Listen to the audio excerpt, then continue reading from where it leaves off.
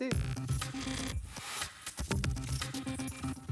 Les évolutions de la part des dépenses de retraite dans le PIB resteraient sur une trajectoire maîtrisée à l'horizon 2070, peu importe le scénario choisi, grâce aux effets des législations précédentes.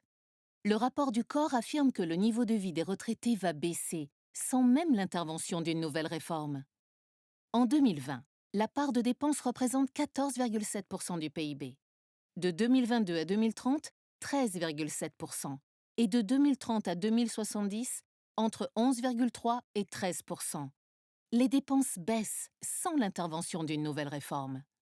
En 2020, le déficit du système de retraite représente 0,8% du PIB.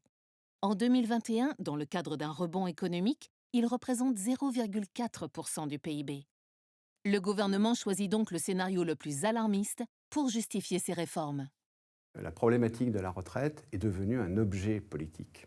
Or, c'est une affaire beaucoup trop sérieuse pour le laisser justement aux mains de la spéculation politique. C'est une construction sociale partagée par tous et qui parle à tout le monde et qui s'est réformée en permanence pour pouvoir justement être vivant encore aujourd'hui. La retraite, c'est un bien commun qu'il faut protéger.